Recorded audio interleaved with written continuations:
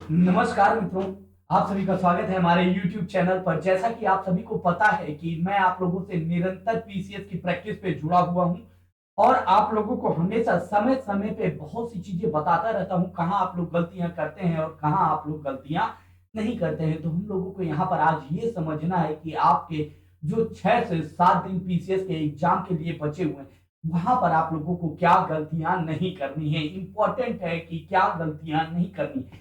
क्यों? क्योंकि आप वो गलतियां निरंतर करते हैं और असफलता का मुंह देखते हैं। इस बार मैं ये चाहता हूं कि मेरे सभी मित्र, मेरे सभी भाई, मेरे सारी बहनें यहाँ पर सफलता के आयाम को चुने।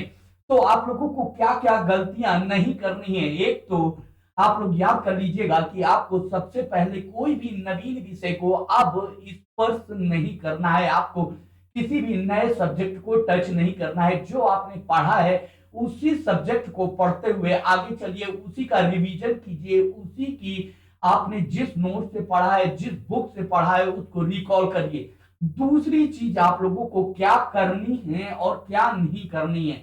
कई बच्चे क्या होते हैं कि अब चाय की टपरी पर बैठकर डिस्कशन करने वाले हैं, तो बिल्कुल मत करिएगा कि चाय पे चर्चा आप बिल्कुल बंद कर दीजिए आप लोग। और दूसरी चीज यहाँ पर कई बार क्या होता है कि आप लोग अपने मित्रों से बात करते हैं, वो आपसे क्रॉस क्वेश्चन करता है और आप भी मोरलाइज हो जाते हैं। तो यहाँ पर आप लोगों को अब किसी भी मित्र से किसी भी प्रकार के किसी भी प्रश्न पर डिस्कशन नहीं करना है। ये भी आप बिल्कुल स्पष्ट रूप से याद रखिएगा। किसी भी प्रकार का कोई डिस्कशन नहीं है। आपको जितना आता है वो परफेक्ट आता है, उससे ज्यादा आपसे पेपर में नहीं पूछा जाने वाला है। कई लोगों की आदत क्या होती है कि आप लोगों को केवल परेशान करने के लिए कुछ ऐसे प्रश्न पूछे जाते हैं। तो इसलिए अब इन जो 6-7 दिन बचे हुए हैं, आप लोगों को कमरे में अपने आप को कैद कर लीजिए। जितना कम से कम लोगों से कम्युनिकेट कर सकते हैं उतना कम से कम कम्युनिकेट करिएगा। और याद रखिएगा कि अब आपको करना क्या है। केवल आप लोगों को करना यह है कि आपके सब्जेक्ट से रिलेटेड, चाहे हिस्ट्री पढ़ा हो आपने, हिस्ट्री, ज्योग्राफी, आपने साइंस पढ़ा हो, करंट पढ़ा हो, जो जो आपने पढ़ लिया है उसी का रिवीजन कीजिए। और उससे रिलेटेड बहुविकल्पीय प्रश्न मार्केट में बहुत हैं और हम लोग भी निरंतर आप लोगों को प्रैक्टिस करवा रहे हैं। तो उस प्रैक्टिस सेशन के साथ आप लोग चलिएगा। अब नई चीज को बिल्कुल टच नहीं करना है। आप लोग सोचिए 6 दिन बचा है, कुछ मैं नया और पढ़ लूं जिससे मेरे पेपर में एड ऑन हो जाए। तो यहाँ पर याद रखिएगा कि ये 6 दिन जो आप लोगों के लिए बचे हैं, ये केवल और केवल बेटा रिवीजन के लिए बचे हुए हैं।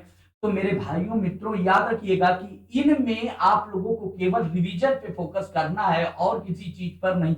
ये मेरा पूर्व अनुभव है। उस पूर्व अनुभव के आधार पर मैं आप लोगों को बता रहा हूं कि आपको अब केवल रिवीजन पे फोकस करना है। कई कोई भी नई चीज एड ऑन नहीं करनी है। अब जो चीज आप लोगों ने अभी तक नहीं पढ़ी है तो भूल जाइए कि उससे प्रश्न आएगा भी तो हमें नहीं करना है। माइंड में सेट कर लीजिए, आएगा भी तो मुझे नहीं करना है। यदि मेरे 4 सब्जेक्ट तैयार हैं, हिस्ट्री, ज्योग्राफी, साइंस, करंट, आपका तब भी आपका काम चल जाएगा। इतने प्रश्न यहां से आ जाएंगे कि आपको सफल बना देंगे। यदि आपका इकोनॉमिक छूट गया है तो बिल्कुल मत करिए। यदि आपका पॉलिटी छूट गया है तो मत करिए। अब वो गलती मत करिए जो निरंतर आप लोग अभी तक किए हैं।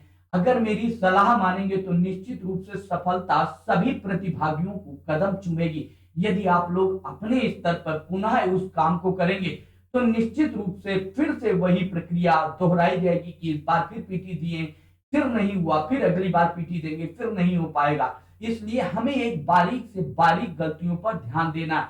बहुत ज्यादा कम्युनिकेट नहीं करना है। 6 दिन की बात है। यदि आप बहुत लोगों से बात नहीं करते हैं, अपने घर परिवार में बात करिए, अपने माँ बाप का आशीर्वाद ग्रहण कीजिए और उन्हीं के आशीर्वाद से आप लोग आगे बढ़ेंगे। अपने गुरुजनों के संपर्क में रहिए और निरंतर आप लोगों की प्रैक्टिस करवाई जा रही है। आप लोग प्रैक्टिस सेशन को ज्वाइन रखिए जिससे आप लोगों को और शार्पनेस आए और आयाम आप लोगों के व्यवस्थित हों।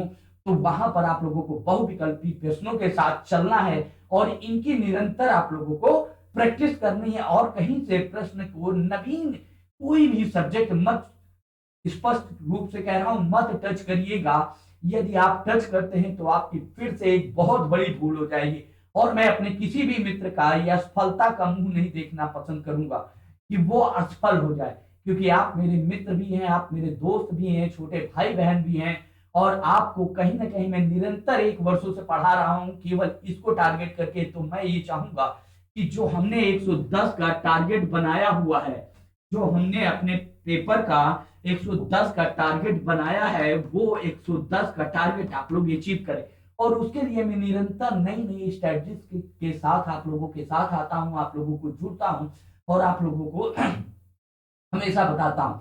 तो इन सभी चीजों पे बेटा, भूलों पे, गलती पे अपनी एक बार लगाम लगा लीजिए। आप अपने गुरु जी की बात मान लीजिए, अपने मित्र की बात मान लीजिए, अपने बड़े भाई की बात मान लीजिए, जो आप मुझे समझते हो उसकी बात मान लीजिए। बस एक बार आप, बाकी उसके बाद आप लोग जो करेंगे वो बेहतर होगा। मेरी इस बात से मैं अपनी वाणी को विराम देता हूं और उम्मीद करता हूं कि आप सभी लोगों की पढ़ाई बहुत बेहतर चल रही होगी और आप लोग निरंतर मेरी बातों को आज तक सुनते आए हैं, तो आगे भी सुनेंगे, ये मेरी ऐसी उम्मीद है। और इन चीजों को आप लोग कतई नहीं करेंगे और इन पे ध्यान देते हुए आप लोग आगे बढ़िए, निश्चित रूप से सफलता आपके कदम चूमेगी।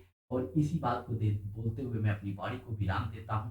चलिए, जय हिंद, जय भारत। मिलते हैं आप लोगों को नेक्स्ट सेशन में, नेक्स्ट प्रैक्टिस सेट के साथ। आप लोगों के साथ मैं बना हुआ हूँ, ये अक्षय तिवारी का वादा है आप लोगों से कि आप लोगों को कभी हारने नहीं दूंगा, कभी पीछे नहीं जाने दूंगा। निश्चित रूप से, चाहे पीटी हो, चाहे मेंस हो, चाहे कभी हो, आप लोगों के साथ में निरंतर बना रहूंगा। चलिए, जय हिंद।